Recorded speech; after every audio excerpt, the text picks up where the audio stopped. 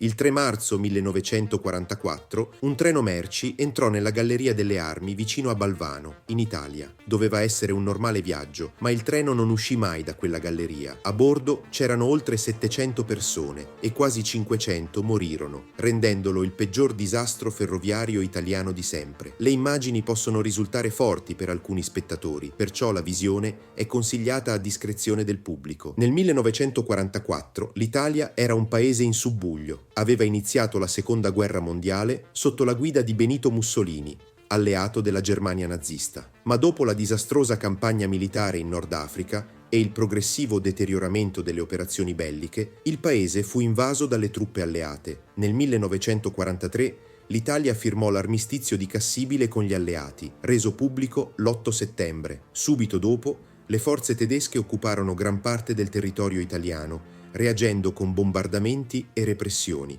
Mussolini, nel frattempo, fu liberato dai paracadutisti tedeschi nell'operazione Quercia e posto a capo di uno stato fantoccio nel nord Italia, noto come Repubblica Sociale Italiana, RSI. Questa entità, strettamente controllata dalla Germania, si opponeva al Regno d'Italia, che collaborava con gli alleati nel sud. In breve, nel 1944 l'Italia si trovava nel mezzo di una guerra civile che si svolgeva contemporaneamente al conflitto mondiale. In tutta Europa le risorse erano estremamente scarse, rifornimenti e materiali erano prioritariamente destinati allo sforzo bellico, spesso a scapito della popolazione civile. In Italia la situazione era aggravata dal fatto che truppe ed equipaggiamento militare avevano la precedenza sui viaggiatori civili nei trasporti pubblici. Questo lasciò molte persone impossibilitate a trovare posto sui treni passeggeri. Di fronte a queste difficoltà, molti civili iniziarono a viaggiare clandestinamente sui treni merci, rischiando la propria sicurezza,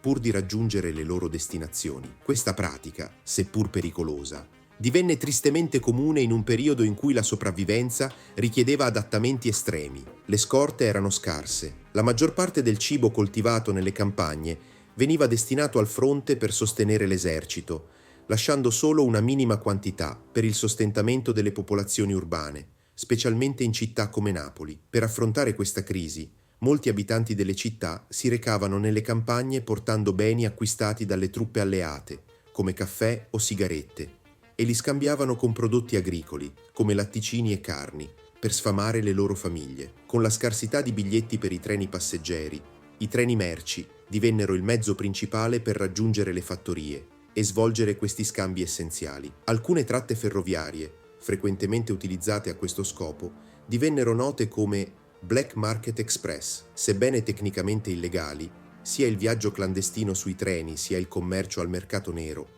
erano tollerati dalle autorità. Queste pratiche colmavano un vuoto critico nel mercato alimentare, contribuendo a mantenere la pace sociale nelle città e a prevenire ulteriori morti per fame tra i civili. Oltre al cibo, un'altra risorsa che scarseggiava era il carbone, indispensabile per alimentare i trasporti e riscaldare le abitazioni. Molti treni in Italia all'epoca erano alimentati a carbone, con solo poche linee completamente elettrificate. Questo significava che, su alcune tratte, i motori elettrici dovevano essere sostituiti a metà percorso con locomotive a vapore. Poiché le scorte di carbone erano scarse, i macchinisti bruciavano qualsiasi carbone riuscissero a trovare, anche di scarsa qualità, il quale generava meno energia e produceva grandi quantità di monossido di carbonio. Nel febbraio del 1944, un treno proveniente da una base militare statunitense attraversò una galleria lungo la tratta Baraggiano-Tito. All'interno della galleria, il macchinista fu sopraffatto dai fumi tossici del carbone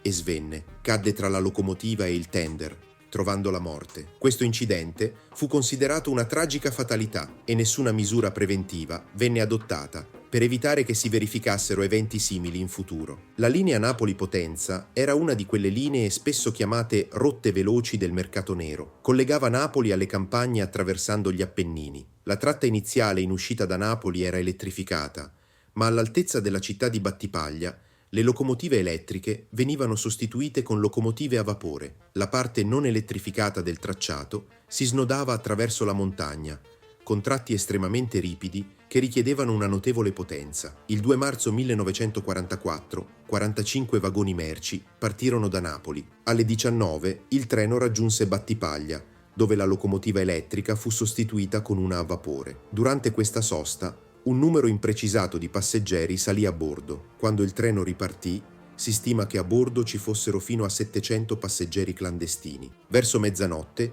il treno raggiunse la stazione di Balvano Ricigliano, dove si fermò brevemente per manutenzione, prima di iniziare la salita verso la Galleria delle Armi circa 50 minuti dopo.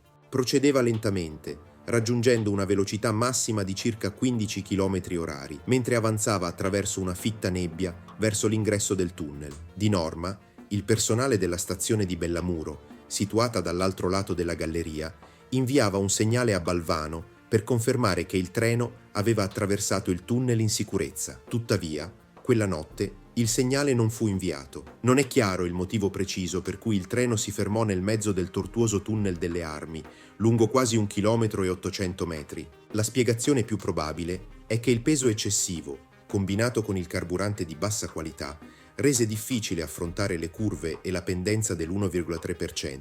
Inoltre, le rotaie potrebbero essere state bagnate, causando lo slittamento delle ruote, nonostante l'uso delle sabbiere per aumentare l'aderenza. Per ragioni non del tutto certe, verso le 2 di notte il treno si fermò, con quasi tutti i vagoni bloccati all'interno del tunnel, a eccezione degli ultimi 2. Poco prima che il treno 8017 entrasse nel tunnel, un altro convoglio era passato, lasciando l'aria già satura di fumo. La ventilazione nella galleria era estremamente limitata e mentre i macchinisti tentavano di riavviare il treno, venne rilasciato nell'aria sempre più monossido di carbonio. Non esisteva un sistema di comunicazione tra i macchinisti nella parte anteriore e quelli nella parte posteriore del convoglio. Quando i macchinisti nella parte anteriore cercarono di far uscire il treno dal tunnel in retromarcia, quelli nella parte posteriore interpretarono il movimento come uno slittamento all'indietro e azionarono rapidamente i freni. A quell'ora della notte, molti dei passeggeri clandestini dormivano, ma anche coloro che erano svegli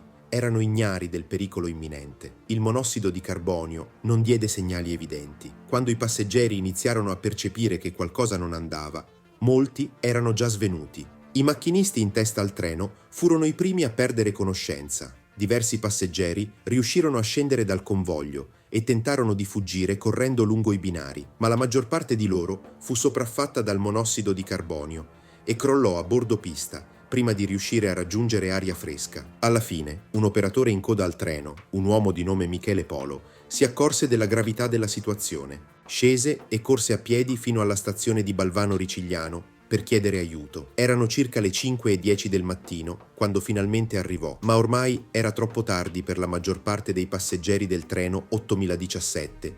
Molti erano già morti nel sonno, del tutto ignari del pericolo. Un treno di soccorso fu inviato per rimuovere l'8017 dal tunnel, ma non riuscì ad avvicinarsi a causa dei binari disseminati di corpi. Ci vollero quasi 3 ore per rimuoverli e liberare il tunnel dai gas tossici. Il bilancio ufficiale delle vittime fu di 517, ma ci sono indizi che suggeriscono un numero più alto, fino a 626 morti. I corpi furono deposti alla stazione di Balvano Ricigliano prima di essere trasferiti al cimitero di Balvano, dove furono sepolti frettolosamente in fosse comuni. Solo 235 delle vittime furono identificate con certezza e solo l'equipaggio del treno ricevette una sepoltura formale. A causa della guerra, una rigida censura impedì che il disastro venisse denunciato pubblicamente. Le autorità alleate temevano che la notizia potesse danneggiare il morale dei civili, mentre le autorità italiane cercarono di prendere le distanze da una tragedia così devastante. Fu solo nel 1951 che una commissione parlamentare investigò sull'incidente,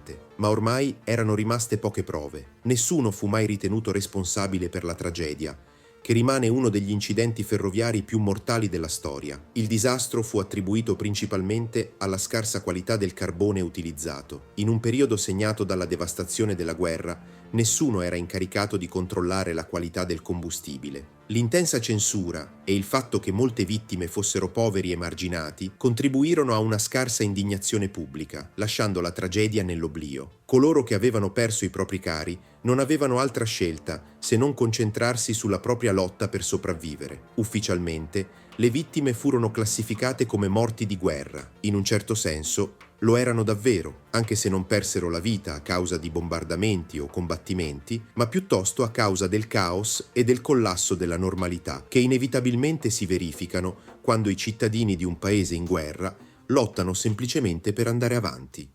Grazie di aver visto questo video. Ti ricordo che i video del nostro canale Incredibili Eventi escono ogni mercoledì e venerdì alle ore 15.